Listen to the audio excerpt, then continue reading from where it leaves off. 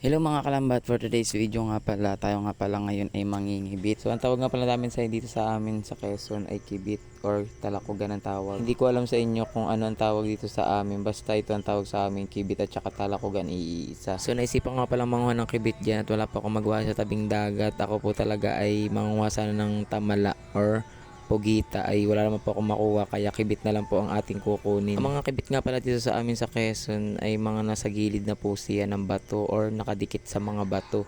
Kaya nakakuha na po ako dyan ng isang kibit. Yan po ang itsura ng kanyang kibit po. Ganyan po ang itsura niya. At sobrang sarap po yan pag yan po ay niluto talaga. Ginawang bistik. Iba't ibang luto nga pala dito sa kibit na to or talakugan. Ang mga luto po dito ay pwede po maging sisig, pwedeng maging bistik, pwedeng maging prito na lang po yung pinakamalutong na kibit na tawag sa amin dito sa Quezon. Kahit kasulok-sulukan nga pala dito ay gusto kong kunin yan at yan po talaga isayang at madalang sa amin yan dito. Kaya sinusulit ko na ang pangunguha ng kibit. Pangunguha nga pala nito ay hindi biro at ito nga po talaga ay sobrang tigas po nito pag tinanggal sa bato niya. Kasi kailangan po talaga dito ay mayroon kang kutsilyo or may bato ka kasi pag mga bato lang gagamitin mo dito, pag sobrang sa ilalim na ay hindi na po makukuha. Kaya ang ginagamit na po natin dito ay kutsilyo. Ay ito pa, sa mga pala ng timing ko dyan, nanguha nga pala ako ng kibit ay sobrang lakas ng alon. Pero hindi naman sobrang lakas, pwede din naman. Ay kaya naman kaya tumalsik yung tubig sa aking cellphone. Ay cellphone nga lang palang aking gamit, kaya yun, hinayaan ko na lang siyang mabasa. Uy, ay kahit nga kaliit-liitan ng kibit ay kinuha ko at sayang din yan.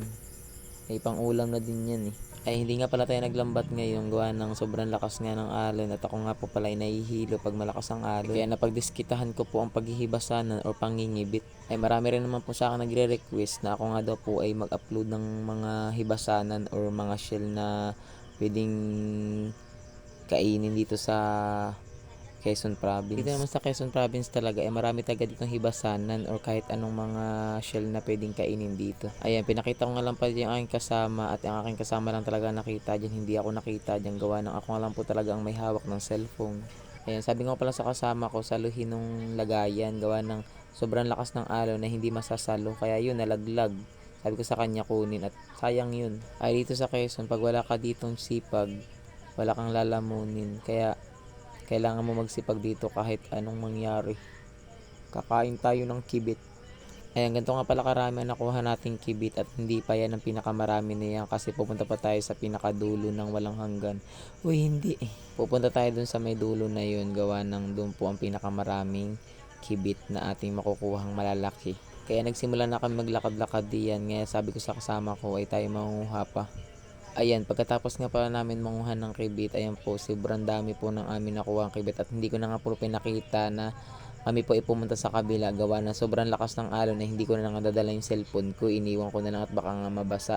Ayan, nakaisang planggana nga pala tayo dyan ng sobrang daming kibit. Kaya ngayon, lulutuin natin yan. Hindi pala, lalapuhan po pala natin yan or ilalaga natin kasi papalambutin natin yung kanyang mga laman para matanggal natin yung kanyang mga tangkuhong or mga shell. Ayan, sinimulan ko na palang pinakuluan dyan at hindi ko na talaga pinakita kung paano ko nailagay sa kaldero yung ating mga kibit. Kaya yan, nakulo-kulo na siya. Ayan, nagsimula na pa tayo mag-get diyan at hindi ko na rin pinakita kung paano ko linisin at sobrang hirap talagang linisin yan at maraming trabaho yan pag nilinis mo. Kaya ngayon sinisimulan na natin mag-get dyan at yan po ay lulutuin na natin. Pagpasensyahan nyo na at hindi natin ipapakita ang ating pagluluto kasi nga gabi na akong nagluto at hindi na makita ng aking camera at wala po masyadong ilaw dito sa bahay.